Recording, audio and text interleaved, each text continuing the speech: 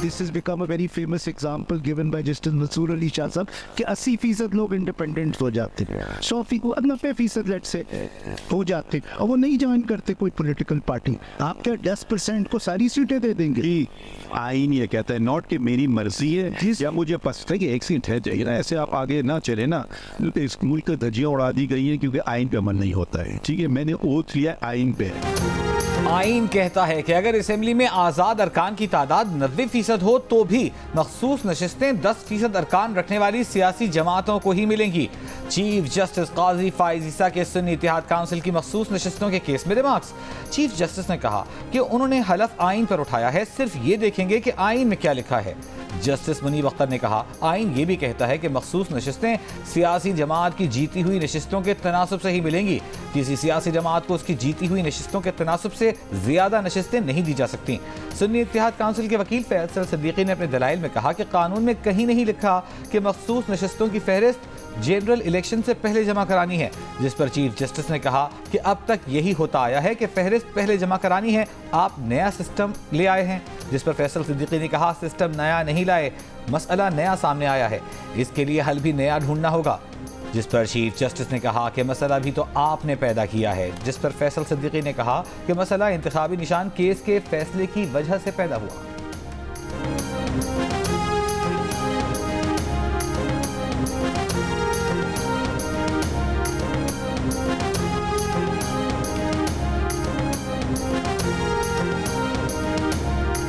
PTI को हमने कहा इलेक्शन ना कराएं, मिन्नत समाजत की थी इलेक्शन कमीशन ने कि भाई इलेक्शन करवा लो। कौन था prime minister? Mister Imran Khan थे प्राइम मिनिस्टर। वो भी इन्फ्लुएंस कर रहे थे कि बाहर के फोर्सेस इलेक्शन कमीशन पे साल भर की तारीख दे दी कि भाई इलेक्शन करा लो। अब या तो कहें फिर कानून पाकिस्तान के है ही नहीं, कुछ उसके माने ही नहीं रखते हैं, उसको रद्दी की टोकरी में फेंक दें, वो तो एक अलग आर्ग्यूमेंट हो सकता है। जब हम वोटर की बात कर रहे हैं तो वोटर का मतलब है जो 8.5 लाख मेंबर थे, हमें बताए गए थे पीटीआई के, उनका हक किधर गया?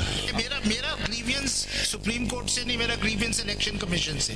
मेरा कोई बात नहीं, आइन पे चलें, सब चीजें ठीक हो जाए। कोई बिजनेसमैन सियासी जमात खरीदकर अपनी तरफ आज़ाद उम्मीदवारों को कर ले तो क्या ऐसा पाकिस्तान में देखना चाहते हैं? चीफ जस्टिस पाकिस्तान का सवाल। रिमार्क्स दिए कि तहरीक इंसाफ को हमने नहीं कहा था कि पार्टी इलेक्शन ना कराएं, बल्कि इमरान खान ने पार्टी इंतखाबात नहीं करवाए और बतौर वज़ीर आज़म इलेक्शन कमीशन पर असरअंदाज भी हुए। दौरान समात चीफ जस्टिस ने सवाल किया कि पीटीआई अब भी सियासी जमात का वजूद रखती है तो अरकान दूसरी जमात में क्यों गए? आपने दूसरी जमात में शामिल होकर खुदकुशी क्यों की? जस्टिस अथर मिनल्ला ने रिमार्क्स दिए कि पूरा मामला उस वक्त कंफ्यूजन का शिकार हुआ जब पीटीआई से निशान ले लिया गया। चीफ जस्टिस ने फिर कहा कि पीटीआई फैसले के बाद भी मंजर-ए-आम पर है तो आज़ाद उम्मीदवार पीटीआई में शामिल क्यों न हुए? आप कह सकते थे कि पीटीआई में शामिल हो रहे हैं, कहानी खत्म हो जाती। जस्टिस मुनीब ने कहा कि इलेक्शन कमीशन ने पीटीआई उम्मीदवारों को सुप्रीम कोर्ट फैसले के सबब आज़ाद उम्मीदवार करार दिया। ये बहुत खतरनाक तशरीह है।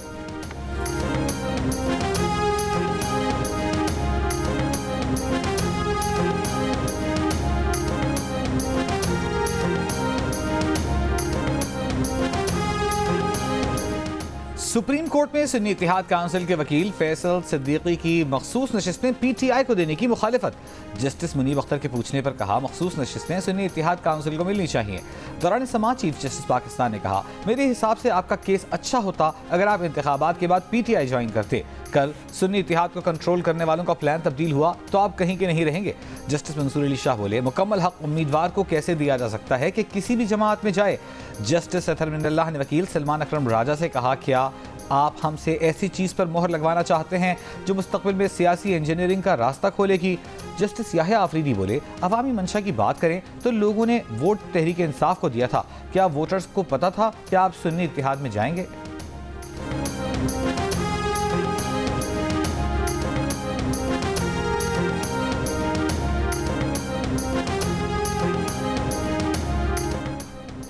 बाजवा साहब खुद बानी पीटीआई को कहते थे कि जनरल फैज बेहतरीन आर्मी चीफ होंगे। बानी पीटीआई का किसी को आर्मी चीफ बनाने का कोई इरादा न था, न कभी बात की। दहशतगर्दी में इजाफा जनरल फैज को हटाने के बाद हुआ। वज़ीर आला खैबर पख्तूनख्वा अली अमीन गंडापुर की बानी पीटीआई से अडियाला जेल में मुलाकात के बाद मीडिया से गुफ्तगू। कहा बदकिस्मती से जनरल फैज को ऐसे वक्त हटाया गया जब वो अफगानिस्तान से अमन व अमान में अहम किरदार अदा कर रहे थे। जनरल फैज को हटाने की वजह नवाज शरीफ या अमरीका के साथ मिलकर बानी पीटीआई की हुकूमत गिराने का प्लान था। जनरल फैज़ को हटाने के बाद ये दहशतगर्दी को छोड़कर तहरीक इंसाफ के पीछे लग गए। वज़ीर आला खैबर पख्तूनख्वा ने मजीद कहा एपेक्स कमेटी में किसी किस्म के ऑपरेशन के बारे में बात नहीं हुई। अज़्म पाकिस्तान नाम ज़रूर आया मगर ऑपरेशन का जिक्र नहीं था। ऑपरेशन अज़्म इस्तेहकाम के बारे में फ़िलहाल कोई चीज़ वाज़े नहीं। जब ऑपरेशन का प्लान सामने आएगा तो बात होगी, बातचीत के बगैर कुछ नहीं होगा।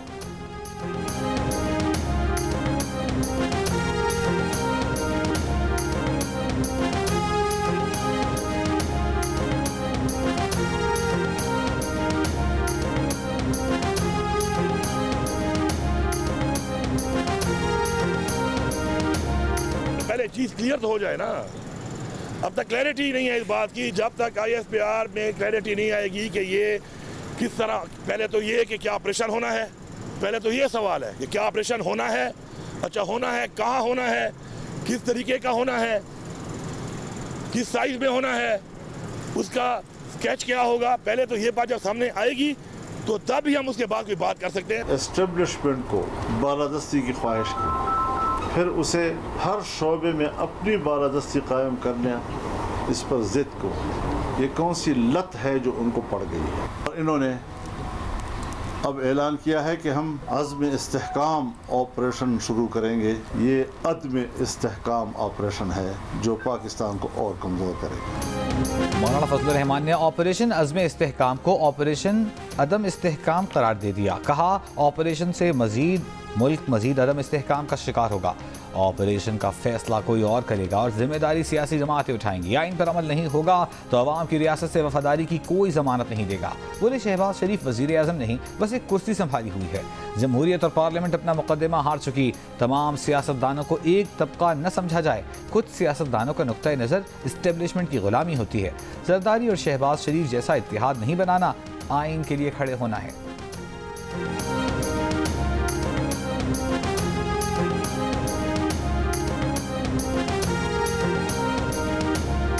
वज़ीर दिफा ख्वाजा आसिफ का कहना है कि 5-6 हज़ार TTP के दहशतगर्द PTI की हुकूमत में लाए गए।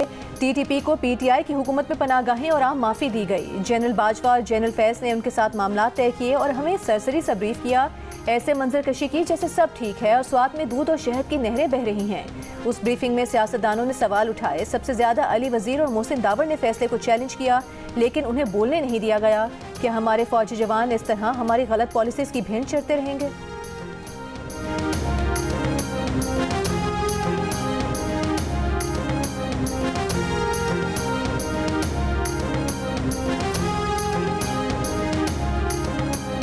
ANP के रहनुमा मियां इफ्तिखार का दहशतगर्दी के खिलाफ ऑपरेशन पंजाब से शुरू करने का मुतालिबा। गवर्नर KP के साथ प्रेस कॉन्फ्रेंस में कहा कि अब ये कारोबार नहीं चलेगा। पंजाब दहशतगर्दों का गढ़ है, ऑपरेशन का आगाज वहां से किया जाए। वहां 70 कलअदम तंजीमें हैं, किसने वहां एक्शन लिया? गवर्नर खैबर पख्तूनख्वा फैसल करीम कुंजी ने कहा ANP के तहफ़्फ़ुज़ात दुरुस्त हैं, वफाक को बात पहुँचाएंगे। वज़ीर आला ने सूबाई असम्बली को भी एतमाद में नहीं लिया और ऑपरेशन के लिए हाँ कर दी। ऑपरेशन अज़्म इस्तेहकाम शुरू होने से काबिल सियासी जमातों को एतमाद में लिया जाए।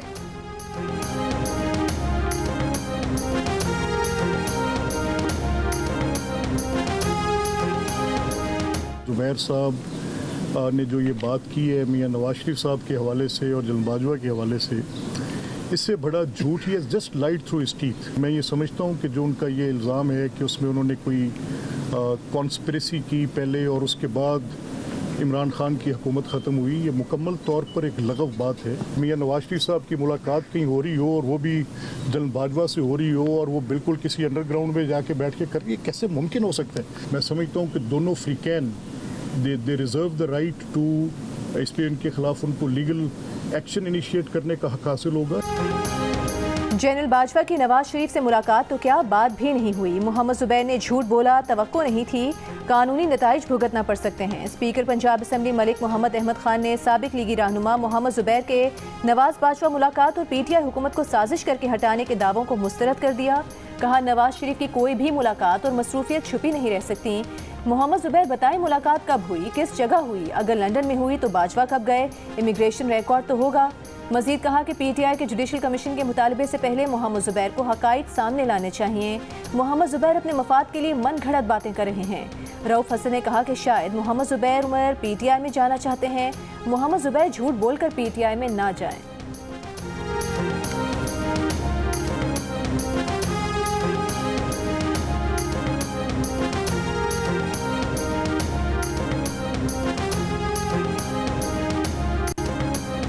वज़ीर आज़म शहबाज शरीफ और बिल गेट्स का मुल्क से पोलियो के खात्मे का आज़म। पोलियो के खात्मे के लिए कौमी टास्क फोर्स के इजलास में गेट्स फाउंडेशन के बिल गेट्स की शिरकत। वज़ीर आज़म शहबाज शरीफ ने कहा, वफाकी हुकूमत सूबाई हुकूमतों के साथ मिलकर पोलियो के खात्मे के लिए पुरआज़्म है। सरहदी नकलो हमल के बायस पोलियो वायरस पाकिस्तान आया। पोलियो के खात्मे के लिए हमें फौरी अमल करना होगा। बिल गेट्स ने कहा, पाकिस्तान में पोलियो के मुकम्मल खात्मे के लिए तरजीही बुनियादों पर काम करना होगा। इंसदाद पोलियो प्रोग्राम में अगर पेशरफ्त की जाए तो 3 साल में पोलियो ज़ीरो हो सकता है।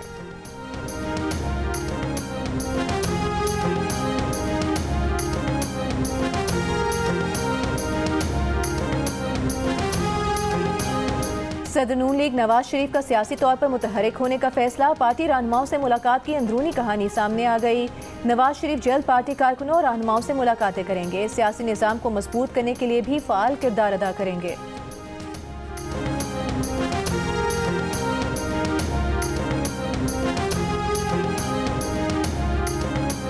वज़ीर आला पंजाब मरियम नवाज का हर डिवीजन में मरियम की दस्तक की सर्विसेज शुरू करने का हुक्म। वज़ीर आला पंजाब की ज़ेर सदारत इजलास में दस्तक प्रोजेक्ट में तौसी की मंजूरी। 14 अगस्त से हर डिवीजन में मरियम की दस्तक सर्विसेज शुरू हो जाएंगी।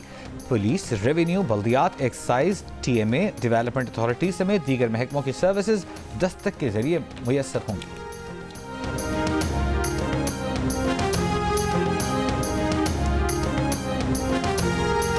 कराची सिटी काउंसिल के बजट इजलास में ऑपोजिशन की हंगामा आराई। इजलास मछली बाजार बन गया। मेयर डाइस के सामने दोनों जमातों के अरकान ने एक दूसरे से तल्ख कलामी और तकरार की। ऑपोजिशन के जाली बजट नामंजूर के नारे, बजट की कॉपियां फाड़ दी।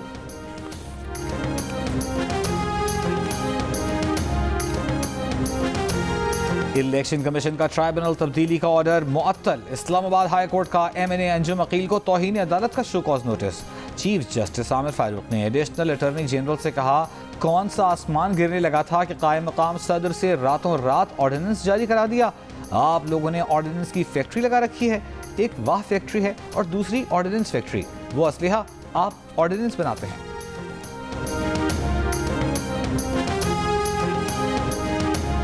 तहरीक इंसाफ की पार्लियामेंट हाउस से सुप्रीम कोर्ट तक रैली। बैरिस्टर गौहर और असद कैसर की क़यादत में PTI अरकान असम्बली का एहतजाज। बैनर्स उठाकर बानी PTI की रिहाई का मुतालिबा। तहरीक इंसाफ के चेयरमैन बैरिस्टर गौहर ने कहा कि साइफर केस खत्म होने के बावजूद बानी जेल में हैं। बानी PTI और गुशा बीबी दीगर खवातीन 1 साल से जेल में हैं। इद्दत केस में भी तारीख पर तारीख दी जा रही है। हमारा मुतालिबा है कि बुनियादी हुकूक के लिए कानून साजी होनी चाहिए। आज के अहम बजट इजलास से हमारे MNA मार्च करने पर मजबूर हैं।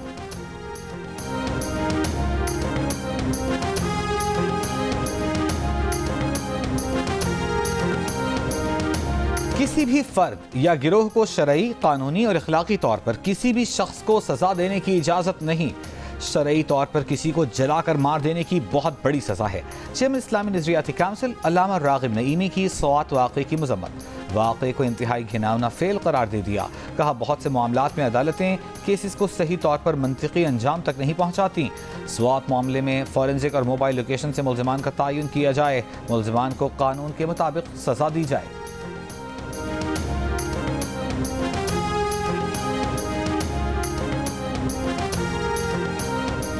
स्वात में तौहीन मजहब के इल्ज़ाम पर एक शख्स को पुलिस हिरासत से छीन कर जिंदा जलाने और थाने में आग लगाने के मुकदमे में मतलूब अहम मुल्ज़िम गिरफ्तार। 21 मुल्ज़िमान को 10 रोज़ा जिस्मानी रिमांड पर पुलिस के हवाले कर दिया। हंगामा आराई और जलाव घिराव के मुकदमे में मजीद 10 मुश्तबा अफराद ज़ेर हिरासत। तशद्दुद और हंगामा आराई के इल्ज़ाम में गिरफ्तार 21 मुल्ज़िमान को स्वात की इंसदाद दहशतगर्दी अदालत ने 10 रोज़ा जिस्मानी रिमांड पर पुलिस के हवाले कर दिया। हक़ ज़िंदगी सबसे काबिल एहतराम हक़ है। पंजाब असम्बली में तौहीन मजहब से मुताल्लिक़ करारदाद मंजूर। वफाक और पंजाब हुकूमत से तमाम शहरियों की हिफाजत यकीनी बनाने का मुतालिबा। हुजूम के हाथों एक शख्स को जलाए जाने के हालिया वाक़े की मजम्मत। स्पीकर ने कहा, तौहीन मजहब जैसे पैदर पे वाक़यात तशवीशनाक हैं। हुकूमती रुकन एजाज मसीह और दीगर की पेश करदा करारदाद में कहा गया कि तौहीन मजहब के वाक़यात में मुलव्वस अफराद की निशानदही की जाए। मुतालिका कवानीन के तहत तफ्तीश और मुकदमा चलाया जाए। अदालतें इंसाफ की फराहमी यकीनी बनाएं।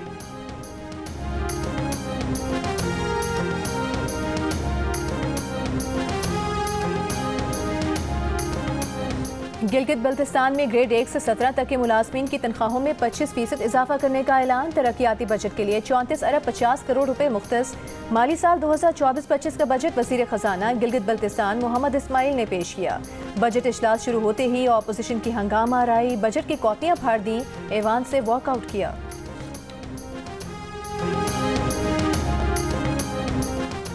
कराची में चिलचिलाती धूप और समुद्री हवाएं बंद। धूप तो धूप, साए में भी शहरी शदीद गर्मी से बेहाल। कराची शहर में 41 डिग्री की गर्मी 51 डिग्री की महसूस की गई। महकमा मौसमियात की अगले 2 रोज तक कराची में शदीद गर्मी की पेशगोई। माहिरीन सेहत की शहरियों को धूप में बाहर न निकलने, पानी के ज्यादा इस्तेमाल और हल्के रंग के ढीले ढाले कपड़े पहनने की हिदायत।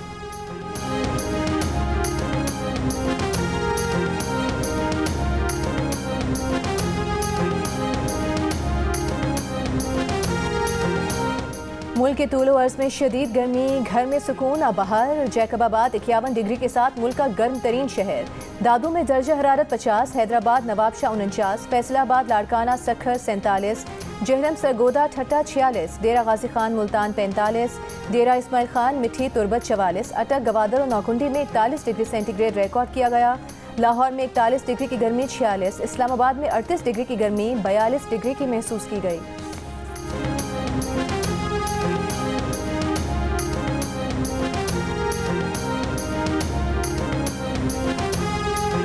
शदीद गर्मी के साथ साथ एलानिया और गैर एलानी लोड शेडिंग अवाम की दुहाई। कराची के मुख्तलिफ इलाकों में 20-20 घंटे बिजली बंदिश का शिकवा।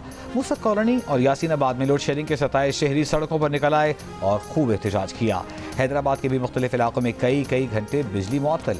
शहरियों ने शिकवा किया कि हेस्को के शिकायती मराकज़ के नंबर पर कोई दस्तयाब नहीं। सखर में बिजली लोड शेडिंग के खिलाफ आवाम सरापा एहतजाज। लाहौर के मुख्तलिफ इलाकों में 4 से 5 घंटे की लोड शेडिंग। पेशावर के इलाकों में भी 12 से 14 घंटे बिजली की बंदिश।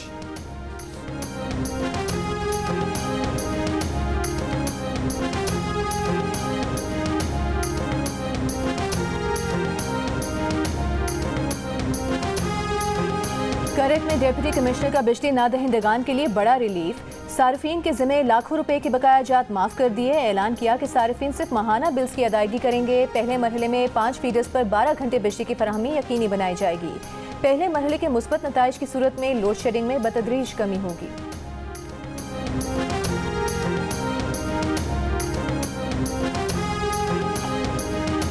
टीम में आना है तो डोमेस्टिक क्रिकेट खेलना होगी। मेरिट, कारकर्दगी और फिटनेस पर रत्ती भर समझौता नहीं होगा। पीसीबी का डोमेस्टिक क्रिकेट निजाम को मजबूत बनाने का फैसला।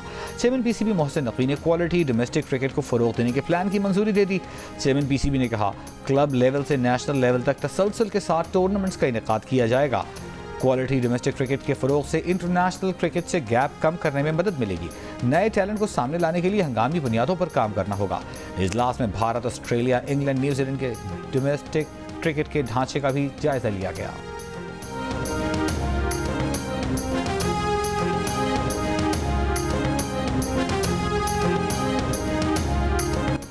बानी पीटीआई ने नाअहली के खिलाफ ज़ेरे इल्तवा अपील की जल्द समाअत के लिए सुप्रीम कोर्ट से रुजू कर लिया। दरखास्त में कहा गया है कि सुप्रीम कोर्ट में ज़ेरे इल्तवा केस की वजह से हाई कोर्ट में कार्रवाई आगे नहीं बढ़ पा रही। नाअहली की वजह से बानी पीटीआई मेंबर असम्बली न चेयरमैन पीटीआई मुंतखब हो सकते हैं।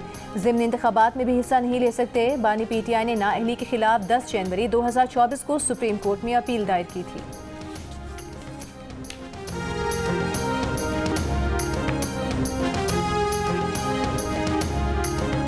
जमात इस्लामी के कई टाउन चेयरमैन राबिते में हैं। वो काम करना चाहते हैं, अपने लोगों से नाराज हैं। मेयर कराची मुर्तज़ा वहाब का दावा। कहा, जिस दिन उन्होंने मुंह खोला बता देंगे कि कौन कौन से टाउन चेयरमैन उनसे राबिते में हैं। पोस्ट बजट प्रेस कॉन्फ्रेंस में मुर्तज़ा वहाब ने कहा, आज बजट मंजूर करा लिया। नून लीग और पीटीआई अरकान ने तकरीरें की।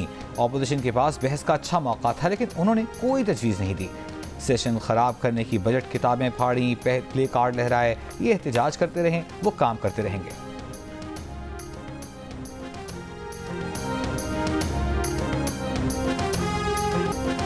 नाज़िमाबाद पेट्रोल पंप पर बनाए जाने वाला अंडरपास से गुजरने वाली गाड़ियों और बाइक राइडर्स के लिए खतरनाक। 2007 में बनाए गए अंडरपास की हिफाजती दीवार का प्लास्टर उखड़ने लगा। किसी भी वक्त हादसे का खदशा। अंडरपास के अतराफ की दीवारों के प्लास्टर का कुछ हिस्सा पहले ही झड़ चुका है। सरिये नजर आने लगे।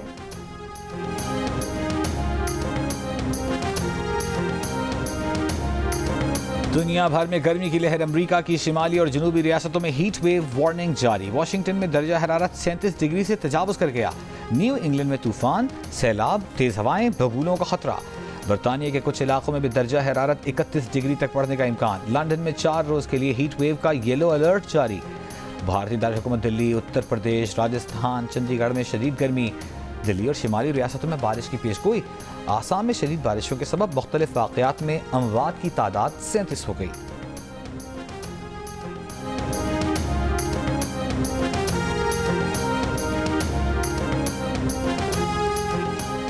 गजा में 7 अक्टूबर से जारी इसराइली बमबारी से गजा के 21,000 से ज़ायद बच्चे लापता हैं, जो या तो मलबे तले दबे हैं या ख़ानदानों से बिछड़ गए हैं या उन्हें गिरफ्तार कर लिया गया है।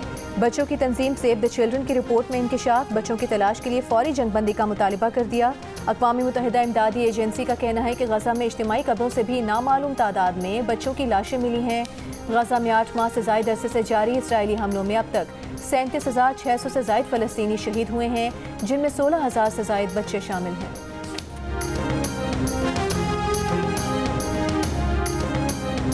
साहिवाल टीचिंग अस्पताल में डॉक्टर्स, पैरामेडिक्स, नर्सें और दीगर स्टाफ का एहतजाज 10वें रोज भी जारी। डॉक्टर्स का MS ऑफिस के बाहर एहतजाजी कैंप। OPD बंद होने से मरीजों को मुश्किलात। इमरजेंसी में हाउस ऑफिसर्स इलाज कर रहे हैं।